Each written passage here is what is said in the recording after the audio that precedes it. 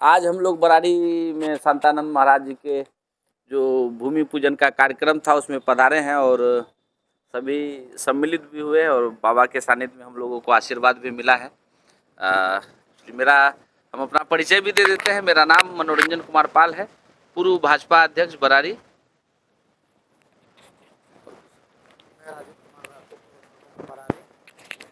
राजीव कुमार भारती, पूर्व प्रमुख बरारी, वर्तमान माननीय विधान पार्षद प्रतिनिधि बरारी।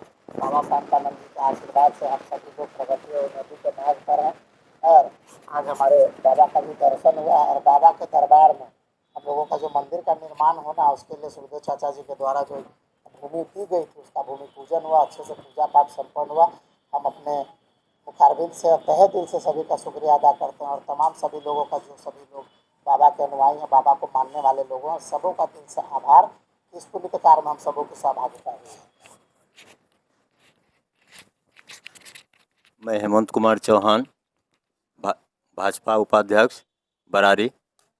आज हमें सौभाग्य प्राप्त हुआ कि शांतानंद बाबा के इस भूमि पूजन के कार्यक्रम में सम्मिलित हुए और उनके बाबा का आशीर्वाद भी प्राप्त किए। मैं धनंजय कुमार यादव, बराड़ी मंच 72वां मंच बराड़ी पर। बाबा हमारे घर के पीछे ठीक फील्ड में आए हुए थे। जिस 94 ईस्वी में आए थे, हम लोगों ने बाबा को फील्ड में घूमते हुए देखा। वो पहली बार मेरा अनुभव था कि इतनी ठंडी में बाबा यहाँ पहुँचे हैं। उनके बाद धीरे धीरे उनका प्रवचन 1 दिन 2 दिन 3 दिन सुनने के बाद मैं उनके सानिध्य में गया तो उनके मुखार बिंदु से उनका परिचय सुनने के बाद हमें लगा कि इनके प्रवचन में कुछ दम है।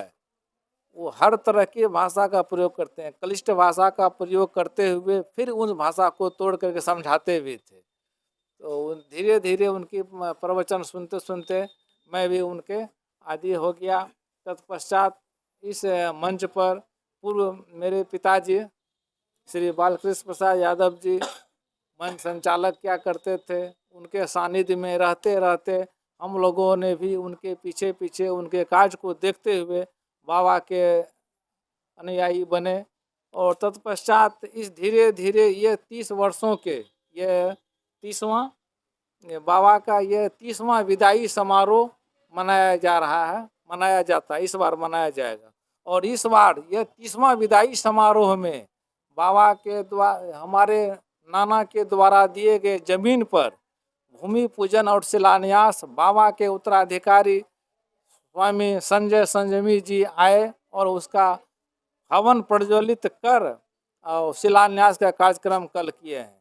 आशा करता हूं हम सभी भक्तजनों के द्वारा, इसके अलावा ग्रामीण जनता के द्वारा, अन्य भक्तजनों जो भी दूर दूर तक इसकी आवाज़ जहाँ तक बाबा का गूंज जाए, जो भी हो सहयोग राशि देने वाले जो भी सहयोग करेंगे वह सभी का भविष्य में कल्याण ही कल्याण होगा। हम सबों से यह निवेदन करते हैं कि अपना काम सभी करते ही हैं, अपने काम को करते हुए बाबा के स्मरण को करते हुए जो जहाँ है जिस स्थिति में उसी जगह पर रखकर बाबा के कीर्तन प्रवचन करें, जिससे आने वाले जनरेशन का भी इसका प्रभाव पड़ता है।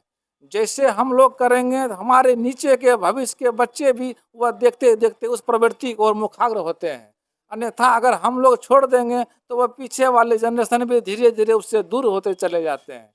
इसलिए मैं निवेदन करता हूं और आज इस मंच पर बाबा के द्वारा अपराह्न 2 बजे से संध्या 5 बजे 5:30 बजे तक कीर्तन भजन होगा, उसमें उपस्थित होने का प्रयास करेंगे। मैं इतना ही कहकर अपना वाणी।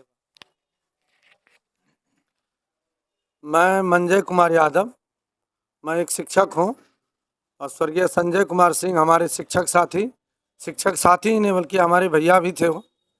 और उनके सानिध्य में मैं जब से आया बरारी में ज्वाइन किया उस समय से, और वैसे तो शांता बाबा का हम विद्यार्थी जीवन में ही भागलपुर में मैंने प्रवचन सुना था उनका सत्संग, लेकिन जब यहाँ आए तो हमने सुना कि यहाँ भी एक मंच है 72वां मंच तो संजय बाबू के सानिध्य में आकर के हम यहाँ हर साल आते थे सुनने के लिए। 25 तारीख को तो निश्चित था ही, आते ही थे।